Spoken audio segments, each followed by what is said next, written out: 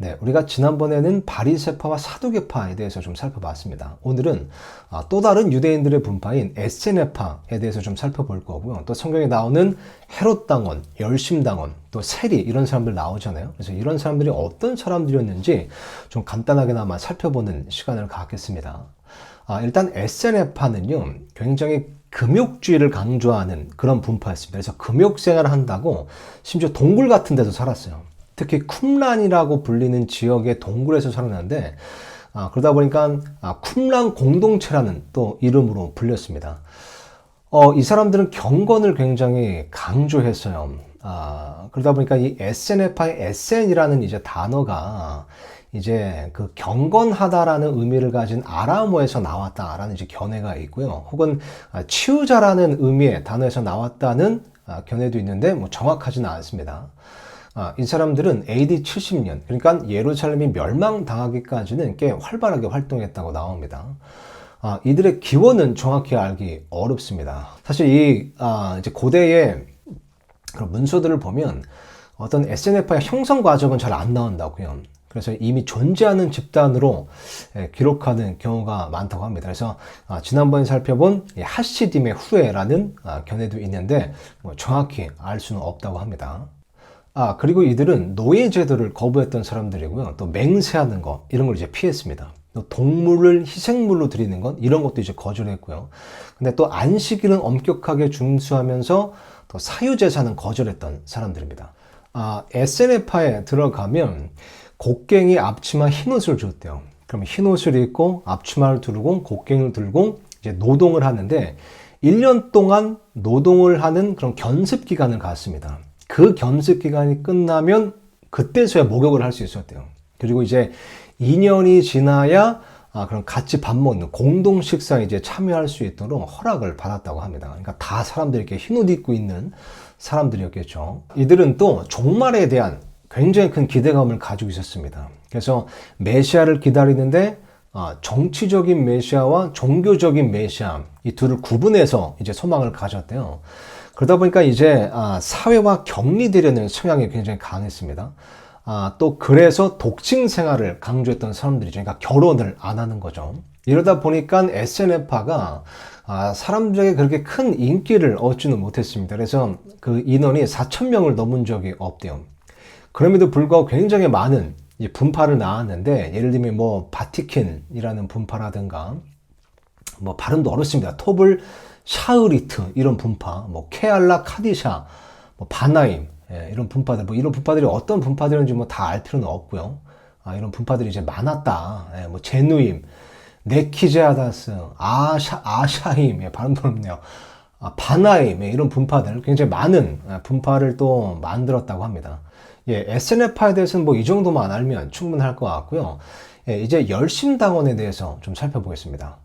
성경에 보면 셀롯이라는 말이 등장합니다. 이게 누가복음 6장 그리고 사도행전 1장에 나오는데요. 정확히는 셀롯 시몬이라고 되어 있죠. 여기 나오는 셀롯이 열심당이라는 뜻입니다.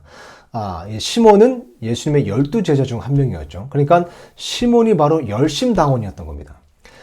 근데 왜 우리가 열심당이라고 부르냐면, 이게 영어로 이제 젤롯이라는 단어인데, 이게 이제 zeal이라는 그런 열정적인 열심, 이런 의미를 가지고 있는 단어에서 온 거예요. 그래서 이 열심당원은 이제 로마 정권에 대항하던 그런 유대인들의 분파였습니다. 그래서 로마 제국의 식민 통치, 이런 것을 이제 반대하면서 폭력 항쟁으로 맞서는 사람들이었어요. 그래서 이제 유대인들의 굉장히 종교적이고 민족주의적인 그런 정치, 운동, 그런 분파였다고 보시면 됩니다. 이들이 모토로 세운 말이 있었는데요. 왕이 아니라 신을 원한다. 이것을 슬로건으로 내세워서 계속해서 이제 로마 정권에 대항하던 사람들이었습니다. 그래서 이 열심당원들은 이스라엘은 다윗 왕 자손으로 온 메시아, 그 유대인만 다스릴 수 있다라고 계속 주장했던 거죠. 그래서 이들도 유대인 메시아를 기다리던 사람들이었어요. 그러다 보니까 사실 이 가룟 유다가 아마 열심당원이었을 거다라고 이제 추정을 하거든요. 그래서 가룟 유다가 원래는 예수님을 따랐던 게, 이분이 이제 정치적인 메시아로서 로마 정권을 몰아내고 이스라엘의 왕이 될 거다라는 그런 이제 어떤 소망이 있었습니다. 근데 예수님께서 자꾸 그것을 피하시고 또 자신의 죽음을 예고하시니까 이 가룟 유다가 이 화가 난 거죠. 실망한 거죠. 그래서 예수님 이제 팔아 넘긴 걸로 보는 견해가 있습니다. 그래서 이들은 굉장히 또 과격한 사람들이었는데, 그러니까 무장투쟁을 마다하지 않았습니다. 그래서 독립이라는 이제 명분을 앞세워서 폭력, 강도, 살인 이런 것도 이제 서슴지 않았죠. 그래서 예수님께서 재판을 받으실 때 예수님 대신에 이제 사람들이 이제 요구한 그래서 석방된 바라바가 이 열심당원이었을 가능성이 굉장히 높습니다. 이들은 심지어 시카리라는 이름으로도 불렸습니다. 이게 이제 그리스어로 자객이라는 말이거든요. 그러니까 이게 단검으로 무장한 사람들이라는 말에서 나온 겁니다. 시카리우스 이런 말에서 이제 나온 건데, 그러니까 주머니에 단검을 이렇게 넣고 다니면서 로마의 앞잡이나 아니면 유명 인사 이런 사람들한테 몰래 다가가서 암살하는 역할까지도 이제 감당을 했대요. 그러니까 어떻게 보면 이제 닌자, 뭐 핫사신 이런 사람들보다도 훨씬 앞선 그런 어떤 테러 암살자 집단의 선례라고 볼 수 있습니다. 그러다 보니까 이런 열심당원들이 가장 싫었던 사람들이 바로 헤롯 당원입니다. 그러니까 헤롯 당원은 그때 당시 헤롯 대왕을 추종했던 세력이거든요. 그러니까 로마 정권이 헤롯을 왕으로 임명했잖아요. 유대인들의 왕으로. 그러니까 헤롯은 로마 정권의 눈치를 계속 봅니다. 그리고 로마 정권에 의존했죠. 그래서 이 카이사르에게 세금 바치는 것을 당연하게 여겼고요. 그러니까 열심당원들의 눈에 볼 때는 이 헤롯 당원 사람들이 로마의 앞잡이로 보이는 거예요. 그래서 헤롯 당원은 굉장히 미워했다. 그래서 성경에 이제 복음서 읽다 보면 헤롯 당원이 나오는데 이들은 로마 정권에 붙어 있는 사람들 이렇게 보시면 됩니다. 그리고 또 복음서에 자주 등장하는 사람들이 이 세리들이죠.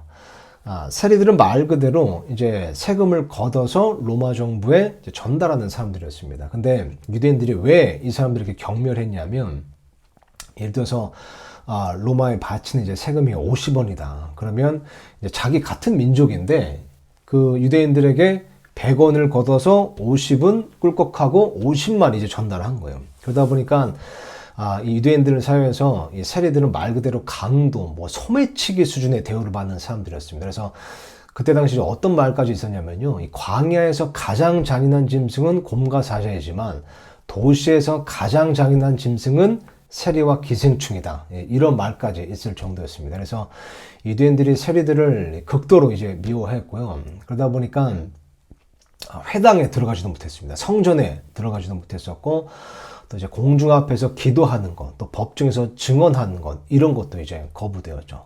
예수님 시대 때도 이런 세리들이 많았습니다. 그래서 복음서에 보면 삭개오, 마태 이런 사람들이 다 세리였잖아요. 근데 이 로마 정부에는 두 부류의 세금 거두는 사람들이 있어야 돼요. 그래서 한 부류는 이제 자기 밑에 부관들을 둬서 이제 제국의 세금을 걷어들여서 황제에게 보고하는 굉장히 정부에서 높은 위치에 있는 사람이었는데, 이 삭개오는 그 세리들의 우두머리라고 나옵니다. 그래서 아마 이런 높은 위치에 있는 세금 징수자였을 것이다 라고 추정을 하고요. 마태는 이런 세금 징수자 밑에서 일하는 그런 부관 노릇하는 세리였을 거라고 이제 추정을 합니다.